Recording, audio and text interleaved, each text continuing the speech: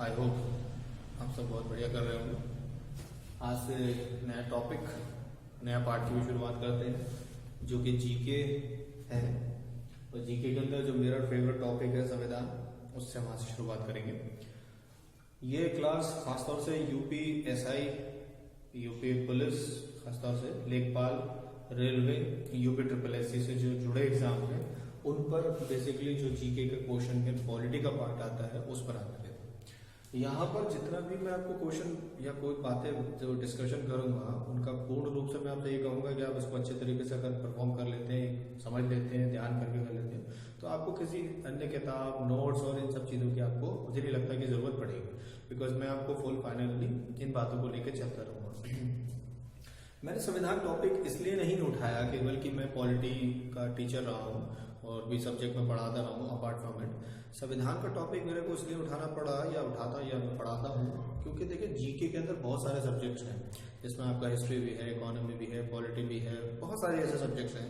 But मैं अगर आपसे बात करूँ कंसाइज की, ये एक ऐसा पार्ट है जहाँ अगर आप फोकस करते हो तो छोटा है ये पार्ट, और इसमें आपका क्वेश्चन गलत होने की कोई भी उम्मीद नहीं रहती, क्योंकि आप इतने से पार्ट को कंपेयर या पढ़ाई करके ढंग से करके आप पूरा पार्ट आराम से इक्वेट कर सकते हो। क्यों? जैसे राष्ट्रपति है, तो क्या राष्ट्रपति की जो उम्र है जैसे कि फिक्स है 35 वर्ष, तो वो क्या बदल सकती है रातों रात? नहीं बदलेगी। अगर हमारे विधायक के लिए 25 साल उम्र रखी हुई है तो नहीं बदलेगी ना। जब बदलेगी तो बहुत ज्यादा पेपरों में आपको देखने को मिल जाएगा। तो ये एक ऐसी चीज है जो एक लिमिटेड पोर्शन में है, हम इसको समझ सकते हैं किस तरीके से पार्ट होते हैं। देर नहीं करते हैं, शुरुआत करते हैं इस पार्ट से। तो देखिए संविधान कॉन्स्टिट्यूशन ये बेसिकली क्या है? तो ये एक बहुत ही सेक्रेड किताब है जो बताती है, और हर दुनिया में हर देश के पास एक अपनी किताब है जो बताती है दुनिया के उस देश के अंदर किस तरीके की व्यवस्था है। जैसे हम नॉर्मली कहते हैं कि भाई स्विट्जरलैंड जाना है, तो स्विट्जरलैंड का नाम आते बेसिकली दिमाग में क्या नहीं लगता? अरे वाह, बड़े बड़े पहाड़, और वो क्योंकि वो इमेज जो है वो हमारे सामने स्विट्जरलैंड की सब लोगों ने बना रखी। इसी तरीके से जैसे अगर मैं बात करूँ जम्मू कश्मीर की, तो उन्होंने इमेज बना रखी कि अरे वहाँ पर बहुत अच्छे पहाड़ होते हैं इस टाइप के। तो दुनिया के अंदर जो भी देश के बारे में हम नॉर्मली समझते हैं तो उनकी फिजिकल भौगोलिक स्थिति को जानते हुए उनकी एक आकृति आपके दिमाग में बना लेते हैं। भले आप गए ना हो, लेकिन आपने उनकी भौगोलिक स्थिति अच्छे से समझ सकते हैं। इसी तरीके से उस देश, वो देश कैसे चलता है, उस देश का भौगोलिक नहीं, उसका जो भीतरी स्ट्रक्चर है वो किस तरीके से, किस ढांचे के रूप में वहाँ के लोग किस तरीके से रहते हैं, क्या एंजॉय करते हैं, उनकी लाइफ क्या है, किस तरीके के हैं, तो उस देश की जो बेसिक रूपरेखा है, तो उसके लिए हमें उनकी संवैधानिक किताब को जरूर देखना पड़ता है। संवैधानिक किताब उनके देश के बारे में बताती है कि वहाँ के लोग किस तरीके से रहते हैं, राइट। तो इसी तरीके से भारत के बारे में स्थिति को अगर समझना है तो संवैधानिक किताब के बारे में जरूर समझना पड़ेगा। आप देखिए सरकारी नौकरी की तैयारी करने जा रहे हैं, तो सरकारी नौकरी का मतलब क्या है? आप सरकार का एक हिस्सा बनने जा रहे हैं, और सरकार का हिस्सा बनने मतलब स्ट्रक्चर का एक हिस्सा बनने जा रहे हैं। तो इस स्ट्रक्चर के बारे में आपको पता होना चाहिए। आप भी संविधान का एक हिस्सा बन जाएंगे, मतलब संविधान का हिस्सा नहीं बन जाएंगे, संविधान से चलता है सरकार, ये पूरा देश, और उसका एक हिस्सा बन जाएंगे क्योंकि आप सरकारी नौकरी दिलाएंगे, राइट। आप उसका एक हिस्सा बनेंगे। एग्जैक्टली अगर मैं आपसे कहूँ कि जब आपकी नौकरी लगेगी तो आपको शपथ भी दिलाई जाएगी जिसमें संविधान का नाम भी प्रयोग किया जाएगा, राइट। तो यही से इन चीज़ों की शुरुआत हुई। तो देखिए संविधान को समझने के लिए सबसे पहले मैंने क्या काम करा कि मैं बेसिकली बात करूंगा कि क्या संविधान हमारे लिए जैसा इस समय हम देखते हैं, क्या वो एक दिन में तैयार हो गया, या संविधान हमारे लिए जैसा बस ये ऐसे ही था, या कुछ और भी इसके इम्पैक्ट देखने को मिले? बिल्कुल। तो इसके लिए संवैधानिक इतिहास समझना जरूरी है कि संविधान जो बना हमारे सामने, इससे पहले भी कुछ ऐसा कुछ था, तो बहुत सा कुछ था, उसके बारे में नहीं। और फिर ये संविधान जो हमारे सामने आज हम जैसा देखते हैं जो है, वो किसने बनाया, ये कैसा क्या ऐसा है, ये बनाने वाले कौन थे, तो उनके लिए किसने बनाया? संविधान सभा ने बनाया। तो इससे रिलेटेड भी कुछ बातें हैं, उनको देखेंगे। आज का हम बेसिक टॉपिक बस यहीं तक रखेंगे, इसके बाद में हम जो है वो और दूसरे टॉपिक की तरफ चलेंगे। मेरा फोकस फिर मैं आपसे कहता हूँ यूपीएसआई, लेखपाल, यूपी ट्रिपल एससी और रेलवे के ऊपर रहेगा। मेरे जो क्वेश्चंस हैं वो दूसरे एग्जाम में भी, मेरे पढ़ाई हुई बातें दूसरे एग्जाम में भी आ सकती हैं, लेकिन मैं भी अपना पूरा फोकस इन्हीं बातों पे रखूंगा। तो आई होपफुली जो इससे रिलेटेड स्टूडेंट है प्लीज ये क्लास मिस ना करें। संवैधानिक इतिहास, देखिए अगर मैं बहुत शुरुआत की बात करूँ तो हमारे देश में आज़ादी से पहले जो हुकूमत थी वो बेसिकली किसकी थी? ब्रिटिशर्स की थी। अब ब्रिटिशर्स की हुकूमत में भी अगर मैं बात करता हूँ तो क्या उन्होंने संविधान के रूप में कोई ऐसी चीज बनाई? तो बिल्कुल आंसर होगा हाँ, उन्होंने बनाई। उन्होंने किस तरीके से बनाई? उन्होंने कुछ इस तरीके से बनाई कि जो उनके लोग यहाँ हुकूमत करते थे, मतलब यहाँ व्यापार करने जो आए थे, जो हुकूमत कर रहे थे, उनके लिए कुछ नियम और कानून बनाया गया। कहाँ? इंग्लैंड में। देखिए होता क्या था, समझाता हूँ। सबसे पहले इसको मैं दो पार्ट में भी डिवाइड कर सकता हूँ। इसको दो पार्ट में डिवाइड कर सकते हैं। संवैधानिक इतिहास को दो पार्ट में डिवाइड कर सकते हैं। एक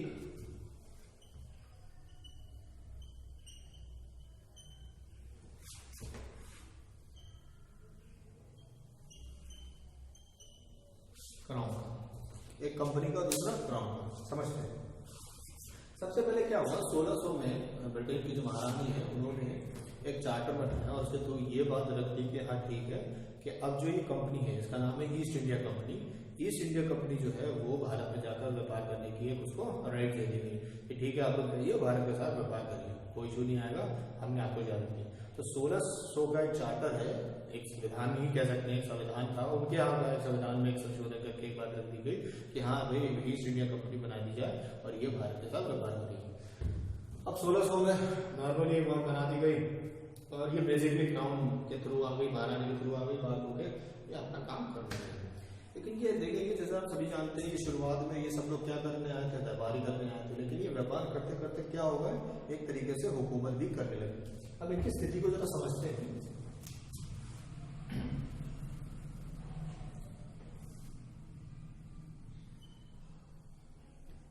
1756 तक की स्थिति भारत के अंदर ये थी कि भारत के अंदर तीन ब्रिटिशर्स के बड़े क्षेत्र थे जिन्हें इनका तीन प्रांत भी कहा जाता है। इन तीन प्रांतों में बेसिकली अगर मैं बात करूं, इन तीन प्रांतों में 1756 में तीन प्रांत हुआ करते थे जहां पर इनकी कोठियां होती थी।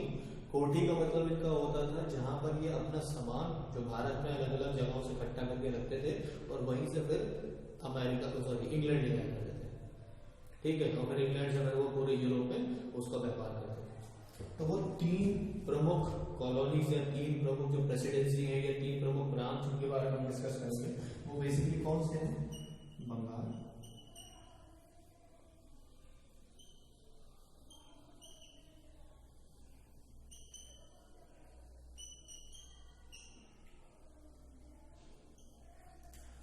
बंगाल, मद्रास और बॉम्बे, ये तीन प्रांत हैं जो बेसिकली किसके, अगर मैं कहूँ कि ब्रिटिशर्स के रूप में देखने को मिलते थे।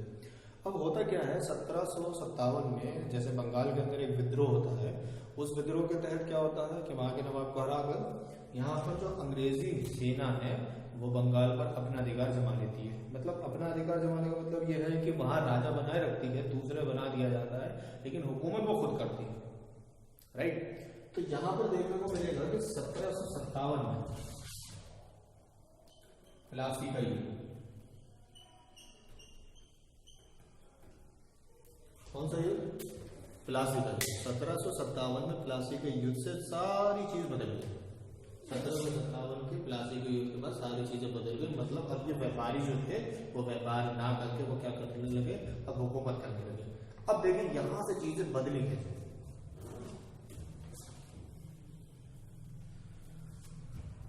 1757 से पहले, युद्ध से पहले आप जरा समझ सकते हैं, जब कोई भी व्यापार करता है, कोई भी बिजनेस करता है, कोई फैक्ट्री लगाता है, कुछ भी करता है, जैसे आज की नॉर्मल फिनोमेना में अगर आप समझें तो वो क्या काम करता है, वो अपना बिजनेस शुरू करता है और सरकार को टैक्स देता है, कर देता है।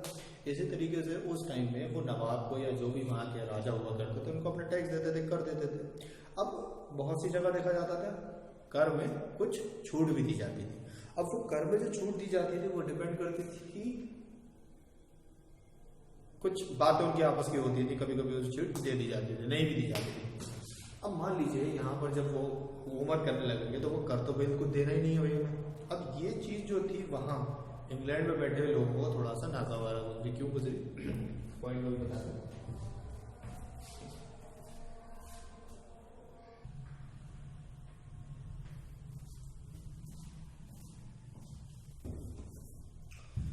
सॉरी थोड़ा, हाँ, तो मैं बात कर रहा था कि 17 1757 के बाद में जब वो हुकूमत करने लगे, मतलब वहाँ पर खुद राजा नहीं बने, उन्होंने अपना किसी को राजा बना दिया, मतलब कुल मिला के ऐसा हो गया कि वो राजा वही करता था जो अंग्रेज कहते थे।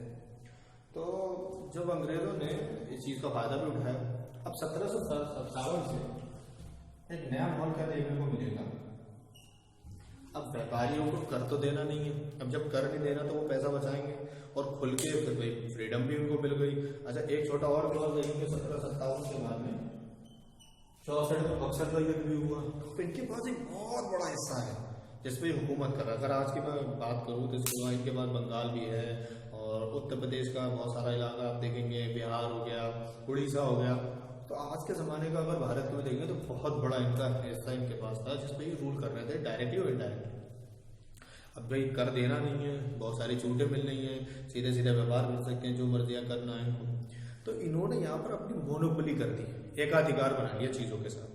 तो यहाँ पर जब भाई कर बचेगा, चीज़ें करना और ज़्यादा भले बोलेंगे, कुछ भी कर सकते हैं, तो ये अपना बिजनेस ग्रो करेंगे। अब जैसे जैसे बिजनेस ग्रो करेंगे तो भाई इन्हें तो भाई ब्रिटिशर्स करने क्या आए थे, या इतनी दूर हजारों किलोमीटर दूर यहाँ बिजनेस ही तो करने आए थे। अब भाई बिजनेस जब करने आए थे, ऑब्वियसली बात है जब उन्हें छूट मिलने लगी, बहुत सारी चीज़ें इनके कब्जे में आ गई, तो ऑब्वियसली बात है क्या करेंगे, मौज बनाएंगे। लेकिन इस मौज से क्या हुआ, इनके पास पैसा तो बढ़ा, लेकिन इस पैसे बढ़ने की वजह से इंग्लैंड में बैठे हुए लोगों को बहुत ज़्यादा प्रॉब्लम होने लगी कि भाई अरे ऐसा क्या हुआ कि एकदम से इतना पैसा बढ़ने लगा, क्या हो गया ऐसा। तो उन्होंने सारी रूपरेखा देखे और देखने के बाद क्या समझ में आया कि भाई ये लोग जो हैं यहाँ पर एकाधिकार जमा लिया हर चीज़ के ऊपर, इनके पास अनकंट्रोल हो गए, इन पर कोई लगाम नहीं है, ये कंपनी वालों पर कोई लगाम नहीं है, कंपनी वाले जो मर्जी है वो काम कर रहे हैं। तो यहाँ पर क्या करा गया, कंपनी जब तक काम कर रही थी तो कंपनी के अंडर में ही कुछ कंपनी को लगाम लगाने के लिए कुछ रूल्स एंड रेगुलेशन बनाए गए।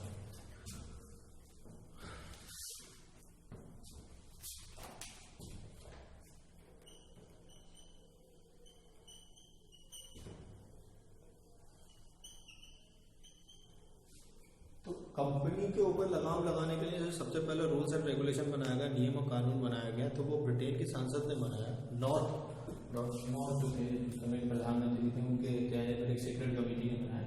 तो सबसे पहले देखेंगे ये बना 1773 का रेगुलेटिंग एक्ट। रेगुलेटिंग का मतलब ही अपने आप में क्या होता है, उनको रेगुलेट करना, उनको थोड़ा सा लगाम लगा के रखना, राइट। रेगुलेट कहते हैं अपनी चीज़ों को रेगुलेट करते हैं, तो उनकी चीज़ों को सिस्टमैटिक करने के लिए क्या करा गया, पहला कानून बनाया गया 1773 का एक्ट, जिसे हम रेगुलेटिंग एक्ट के नाम से भी जानते हैं, ठीक है। अब इसमें क्या करा गया, ये बातें देखो इतिहास में ही पढ़नी है, तो मैं भी उन बातों पर चर्चा नहीं करूंगा क्योंकि मुझे संविधान पढ़ाना है, तो मैं संविधान पर ही ज़्यादा फोकस करूंगा, ठीक है। भले ही ये बातें मैं जरूर आपसे कहूँगा कि 1773 का एक्ट अपने आप में बहुत इंपॉर्टेंट है। इसके अंदर क्या हुआ, इसके अंदर गवर्नर जनरल का पद बनाया गया, जो बंगाल का गवर्नर होता था वो गवर्नर जनरल बना। यहाँ पर एक कोर्ट की व्यवस्था करी गई, पहले इसके जज बने, तो मतलब इसमें भी बहुत सारी चीजें हैं जिसको आपको पढ़ना है, लेकिन मैं अभी उसमें नहीं जा रहा, राइट। 1773 में पहला रेगुलेटिंग एक्ट बना, इसके बाद में और भी कुछ एक्ट बना, उनके बारे में देखते हैं। वैसे तो कहा गया कि हर 20 साल के अंदर एक और एक्ट बनाया जाएगा इसको देखने के लिए, लेकिन बीच में एक बार 1784 में भी है ना, जिसे पिट्स इंडिया एक्ट कहते हैं, इसे रेगुलेटिंग 1773 का रेगुलेटिंग अधिनियम, आप इसे हिंदी में रेगुलेटिंग अधिनियम पढ़ सकते हैं, हिंदी और इंग्लिश वाले क्या पढ़ेंगे 1773 रेगुलेटिंग एक्ट। रेगुलेटिंग एक्ट और रेगुलेटिंग अधिनियम, पिट्स इंडिया एक्ट और पिट्स इंडिया रहेगा, इसमें कोई बदलाव नहीं। इसके बाद 1793, 1813, 1833 और 1853, एक बार रिपीट कर दे रहा हूँ, 73, 1773, 1784, 1793, 1813, 1833 और 1893। इनमें बहुत सारी चीज़ें बदलती जाएंगी, बहुत बार इनमें बहुत सारी चीज़ें बदली। कभी गवर्नर जनरल जो है वो भारत का गवर्नर जनरल कहलाने लगेगा, कभी चीन के साथ व्यापार खत्म हो जाएगा, मतलब चीन और चीनी का व्यापार छोड़कर बाकी सब पे जो एकाधिकार है वो खत्म कर दिया जाएगा, और इसकी खेती होगी, वहाँ से भारत के ऊपर 1 लाख रुपए की जो शिक्षा पर है खर्चा वो करा जाएगा, मतलब बहुत सारी बातें हैं इसमें। लेकिन मेरा इतिहास का काम नहीं है, मैं इतिहास वाला पार्ट में जब नहीं देखूंगा तब मैं आपको देख बता दूंगा। बट अभी मेरा कहने का मतलब क्या है कि ये सारी चीज़ें जो थी वो कहीं ना कहीं इफेक्ट करती हैं। फिर समझिए, कंपनी जब पावर में कंपनी के ऊपर रेगुलेट करने के लिए नियमबद्ध करने के लिए, उन पर लगाम लगाने के लिए पहले 73 का एक बना, 84 का बना, फिर देखिए वैसे 20-20 साल का देखेंगे, 1773, 1793, फिर 20 साल 1813, 1833 और 1853 में बना। अब यहाँ पर क्या होता है, अभी तक तो कंपनी की बातें चल रही, सीधे सीधे कंपनी के ऊपर हम लगाम लगा रहे हैं, अलग अलग नियम बता रहे हैं, अलग अलग सिस्टम बता रहे हैं, तो इन चीज़ों पर सीधा सीधा कंपनी का असर और होता। लेकिन जैसे ही आप सभी जानते हैं 1857 की क्रांति, सभी जानते हैं 1857 की क्रांति, 1857 की क्रांति जब होती है तो यहाँ पर देखा जाता है कि ब्रिटिशर्स से हिंदुस्तानी भारतीय खुश नहीं है। ये खबर कहाँ पहुंच जाती है, इंग्लैंड में, क्योंकि वहां पता चलता है कि यहाँ पर बहुत बड़ा विद्रोह हुआ, छोटा मोटा नहीं, बहुत बड़ा विद्रोह है। अगर थोड़ा सा और एकजुटता होती है उस टाइम पे तो हम 1857 में आजाद हो चुके होते, मार लगाते सारे सबको, सभी को मार भगाया जाता था। तो यहाँ पर 1857 में कंपनी की जो हरकतें थी, जो लगाम में नहीं आ रही थी, इतना सब रेगुलेट करने के बाद भी, तो यहाँ पर क्या करा गया कि महारानी ने ये जो पूरी व्यवस्था है वो पूर्ण रूप से अपने हाथ में ले ली, और यहाँ पर उन्होंने नई व्यवस्था जो शुरुआत करी, वो बेसिकली कैसे शुरुआत करी, 1858 के एक्ट के साथ। 1858 का government of India act for the better government in India के साथ इसकी शुरुआत की गई। भारत शासन अधिनियम 1858 के साथ में इसकी शुरुआत की जाती है। अब देखिए इसके बाद में इसको थोड़ा और सही करने के लिए नियम और कानून सही कर दिए जाएं तो 1861 में आएगा, फिर 1892 में आएगा, 1909 में, 1919 और जो सबसे इम्पोर्टेंट है 1935। अब खैर इसके बाद में कोई और नियम तो नहीं बना फिलहाल, उसके बाद में सीधा अपना संविधान बना, और संविधान भी बेसिकली देखा जाएगा वो इसी भारत सरकार अधिनियम 1935 से बहुत ज्यादा प्रभावी है। ठीक है, तो ये भी बेसिकली क्या है, क्राउन के अंतर्गत बनाया गया नियम है। जब क्राउन के अंतर्गत बातें थी तो नियम और संविधान बनाया गया, संवैधानिक इतिहास की बातें रखी गई। अब जैसे जैसे हम आगे बढ़ेंगे इनके ऊपर, फिर मैं आपसे कहूँगा इनकी चर्चा करना बहुत जरूरी है, लेकिन मैं भी आपसे चर्चा नहीं कर रहा हूँ, तो एक एक टॉपिक है, मैं अभी आपसे उसकी चर्चा नहीं कर रहा हूँ। हो सकता है कि मैं शायद आगे टॉपिक को किसी में ले लूँ तो फिर मैं आपसे इन बातों को ध्यान रखूँ। देखिए ये मेरा पार्ट ज़्यादा है नहीं, जैसे मैंने आपको बोला इतिहास का पार्ट है, हो सकता है मैं आपको बता दूंगा बातें को, लेकिन अभी नहीं। आप प्लीज मुझे कमेंट करिएगा कि हाँ सर इसके बारे में कोई बातें बता दीजिए, तो मैं बिल्कुल डेफिनेटली बता दूंगा। बट मैं आपसे फिर कहूँगा कि इतिहास के लिए बहुत इंपॉर्टेंट है, लेकिन संविधान के लिए इतना इंपॉर्टेंट पार्ट नहीं है, क्योंकि हम इस पार्ट को इतिहास वाले पार्ट में कंप्लीट कर लेते हैं। अगर मैं वहां जाऊंगा तो थोड़ा सा टाइम वेस्ट होगा। अच्छा ठीक है, मैं बता दूंगा, कोई इतना बड़ा इशू नहीं। ठीक है, तो चैम्फर्ड रिफॉर्म है, मिंटो मोरिया रिफॉर्म्स हैं यहाँ पर, भारत सरकार अधिनियम 1935 है, तो बहुत सारे रिफॉर्म्स आपको देखने को मिलेंगे। क्या क्या थे इनके बारे में संक्षेप में मैं कभी आप मुझे कमेंट करिएगा तो मैं आपको बता। तो ये सिस्टम से हमारा संवैधानिक इतिहास जुड़ा हुआ है, तो आप इन चीजों को जरूर देखिएगा और मुझे प्लीज कमेंट करिएगा, ताकि मैं चीजों को अगर आप कहेंगे तो मैं बना के बताऊंगा। अब नेक्स्ट पार्ट जो सबसे इंपॉर्टेंट इसके अंदर ये है वो है संविधान सभा।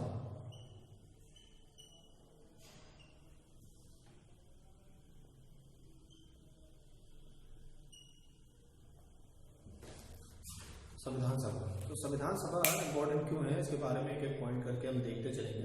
संविधान सभा इसलिए इंपॉर्टेंट है बच्चों, क्योंकि संविधान सभा ने ही तो हमारा संविधान बनाया।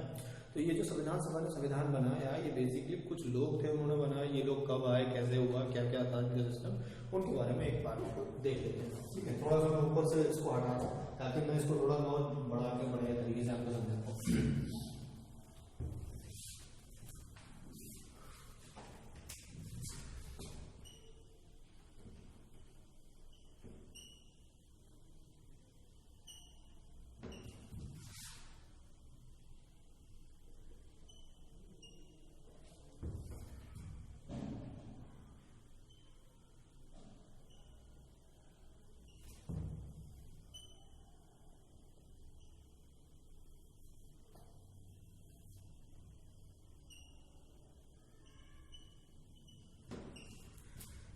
तो मैंने आपके सामने छोटे सा पार्ट बना दिया कि संविधान सभा का गठन कैसे हुआ, तो संविधान सभा में सदस्य क्या थे, संविधान सभा में बैठक किस तरीके से हुई। अब सबसे पहले देखते हैं गठन की बात। तो देखिए गठन की बात अगर मैं समझता हूँ कि संविधान सभा का जो गठन हुआ है वो कैसे हुआ है, वो हुआ कैबिनेट मिशन प्लान की वजह से। किसकी वजह से बेटा ध्यान रखना, कैबिनेट मिशन प्लान।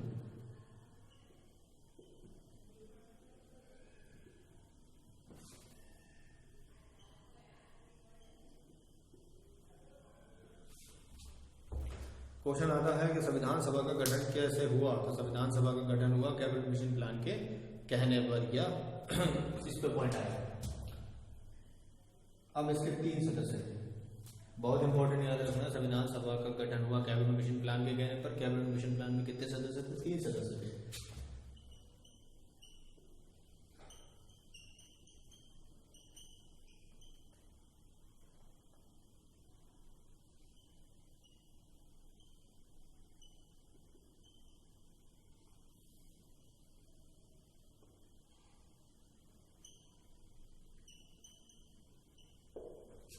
नाम हिंदी में याद रखो, इंग्लिश में सेम है। नाम मेरा है तो मेरा जो है वो हिंदी इंग्लिश में नाम सेम है, कोई अलग नहीं है, बस समझना आपको, उसको देख लेते हैं। तो कैबिनेट मिशन प्लान देखो हुआ क्या कि जब देश आज़ाद होने वाला था तो उस समय इंग्लैंड में जो सरकार बनी तो उसमें ये कहा गया कि भाई ये देश आज़ाद हो रहा है, तो ये देश आज़ाद करने वाले हैं, हम भारत को आज़ाद करने वाले, तो ये आज़ाद होने के बाद ये चले गए। तो उसके लिए यहाँ की जो स्थिति है उसको जांचने के लिए और ये भारत किस तरीके से आगे चलेगा, इंडिपेंडेंट होकर किस तरीके से आगे बढ़ेगा, तो उस पर विचार करने के लिए यहाँ पर क्या करा गया, कैबिनेट मिशन प्लान को भेजा गया। अब कैबिनेट मिशन का मतलब ही आप देखिए वर्ड से डिस्क्राइब करेंगे। इसमें ये 3 कैबिनेट के सदस्य हैं, इंग्लैंड की कैबिनेट के सदस्य हैं 3। इनका नाम है एवी अलेक्जेंडर, पैट्रिक लॉरेंस और स्टीफन क्रिप्स। यही तीन इससे पहले भी आए थे, 1946 में आए, इससे पहले ही 1942 में भी आए थे। ये तब आए थे क्रिप्स मिशन के नाम से। तब भी इनका मोटिव यही था कि हमें इंग्लैंड के जो संसद है वहाँ से ये लोग आए थे। तब भी इनका मोटिव यही था कि भारतीयों से ये कहें कि आप हमारा दूसरे विश्व युद्ध में साथ दीजिए और विश्व युद्ध खत्म होने के बाद हम क्या काम करेंगे, हम आपको आज़ादी देंगे। ठीक है, इस टाइप के समय सिस्टम था इनका, बट वो एक अलग होता है, राइट। तो ये पैट्रिक लॉरेंस, एवी अलेक्जेंडर, स्टीफन क्रिप्स। अब देखिए इसके अध्यक्ष पूछ लिए जाते हैं, क्या पूछ लिए जाते हैं? अध्यक्ष।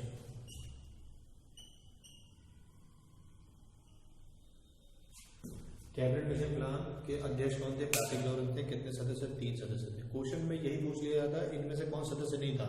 4 ऑप्शन होते हैं, 3 के नाम होंगे, एक जो नहीं होगा वो आपका आंसर हो जाएगा, राइट। कौन नहीं थे ये पूछ लेगा, कौन थे में से आप आंसर बता सकते हैं नॉर्मली। तो कहीं ना कहीं अगर आप इसको अच्छे से समझ लोगे कि ये कौन लोग थे, कैबिनेट के सदस्य थे, क्या नाम थे इनके, याद रखना। इन्होंने आके यहाँ पर संविधान सभा की बात रखी। अब इन्होंने कहा कि भाई आप एक कमेटी बनाइए जिसे हम सभा कहते हैं, और वो जो है वो भारत का संविधान बनाएगी। तो यहाँ के लोगों ने कहा ठीक है हम बना लेते हैं। तो लेकिन वो बोले किस तरीके से बनाओगे आप? तो मोस्टली क्या था, कांग्रेस उस समय ज़्यादा प्रबल थी, तो उन्होंने कहा ठीक है हम बना लेंगे, अपने तरीके से बना लेंगे। बोले नहीं, अपने तरीके से आप बनाओगे तो अच्छा। बनाने का मुद्दा क्या था कि कांग्रेस के उसमें बहुत ज़्यादा जो डोमिनेटेड पीपल थे वो सब नॉर्थ इंडिया के थे, उत्तर भारत के थे, मतलब जिनका बहुत प्रभावशाली जितने भी नेता, आज भी प्रभावशाली नेता जो भी देंगे उत्तर भारत के होते हैं। तो वो जो प्रभावशाली नेताओं में उत्तर भारत के जो वर्चस्व था, उससे उन्हें ये लगा कि ये जो दक्षिण भारत है या कुछ पश्चिम भारत है उसका ना प्रभाव थोड़ा कम ना हो जाए। तो उसके लिए उन्होंने क्या काम करा, नहीं ये पूरे भारत के कुछ अलग अलग जगहों से जो लोग आएंगे उनको मिलके पूरी संविधान सभा बनेगी और ये बैठ के संविधान बनाएगी, राइट।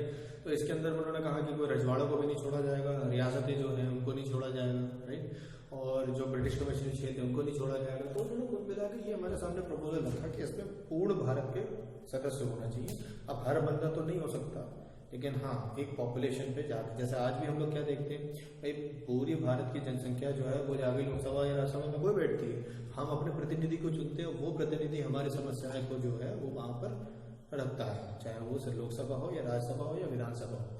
तो जो हमारा प्रतिनिधित्व होता है, प्रतिनिधि है, वो वहाँ पर हमारी समस्याओं को रखता है। इसी तरीके से उस टाइम में भी ऐसे प्रतिनिधि बनाए गए, तो वही सदस्य के रूप में हमारे सामने आते हैं। तो यहाँ क्या देखा गया, 389 सदस्य चुने गए। कितने सदस्य चुने गए? 389 सदस्य चुने गए। ये 389 सदस्य जो चुने गए वो कुछ इस तरीके से चुने गए।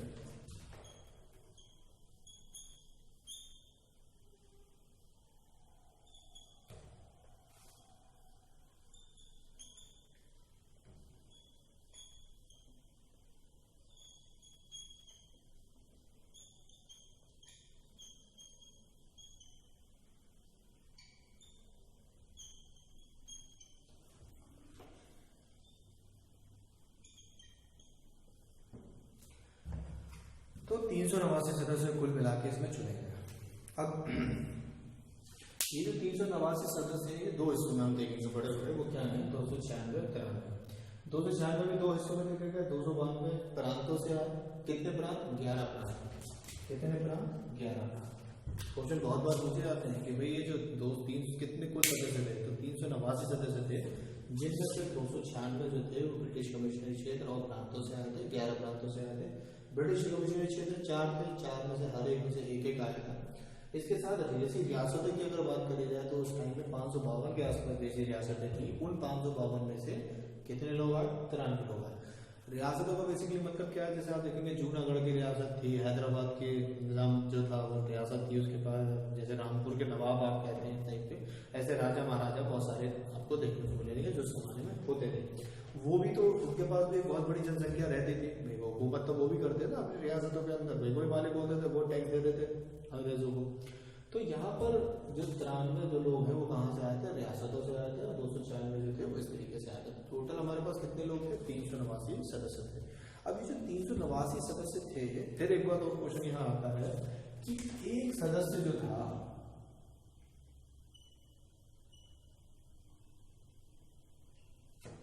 क्वेश्चन आता है एक सदस्य कितनी जनसंख्या का प्रतिनिधित्व करता है?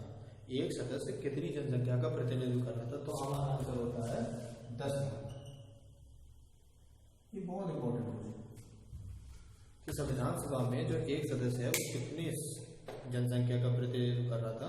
तो प्रतिनिधित्व कितना का कर रहा था? 10 लाख की जनसंख्या का प्रतिनिधित्व कर रहा था। अच्छा, ये खासतौर से 10 लाख की जनसंख्या का प्रतिनिधित्व बेसिकली इन्हीं के लिए आते हैं, प्रांतों के लिए, क्योंकि बाकी सब लोग अपने हिसाब से पैसे चुन के आए थे। ये जो 11 प्रांतों से आए थे इनका प्रॉपर चुनाव हुआ था, तो इनडायरेक्टली इसको चुन के भेजा गया था। ध्यान रखिएगा, इनका चुनाव हुआ था तब आए थे। ठीक है, ये लोग अप्रत्यक्ष है, यहाँ पर प्रत्यक्ष रूप से देखने को मिलेंगे। अब अगला टॉपिक यहाँ पर दे रखा है कि संविधान सभा में बैठक। क्या दे रखा है? संविधान सभा की बैठक। तो संविधान भाई ये लोग सब चूज कर लिए गए, सब इकट्ठे हो गए, इकट्ठा होने के बाद मिलेंगे तो मिले।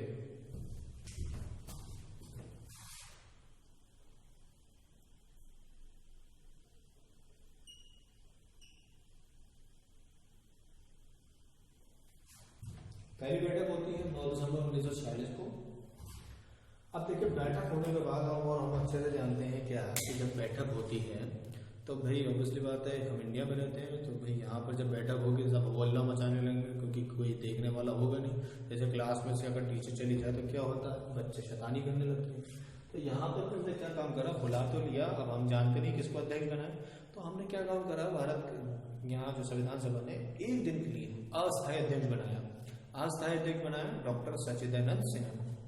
ध्यान रखिए,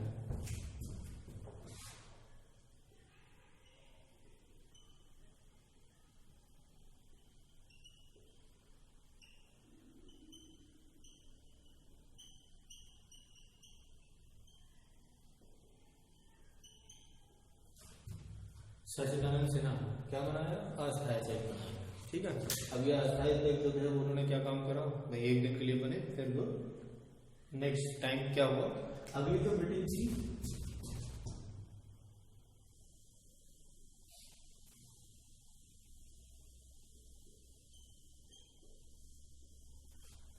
अगली मीटिंग थी 11 दिसंबर 1946 को, और जो दूसरी मीटिंग थी 11 दिसंबर 1946 को उसमें राजेंद्र प्रसाद।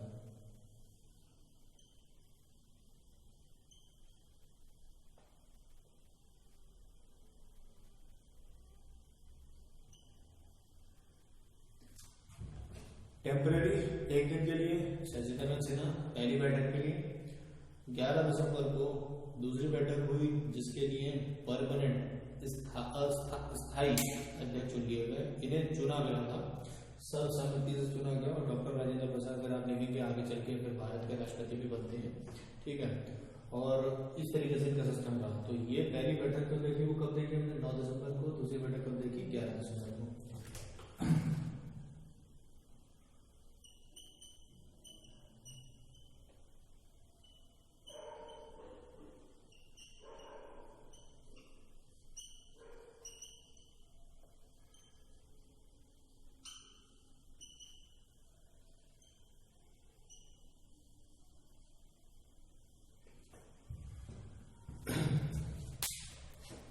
9 दिसंबर पहली बैठक अस्थायी अध्यक्ष शत्रुघ्न सिन्हा, दूसरी बैठक 11 दिसंबर, तीसरी 13 दिसंबर।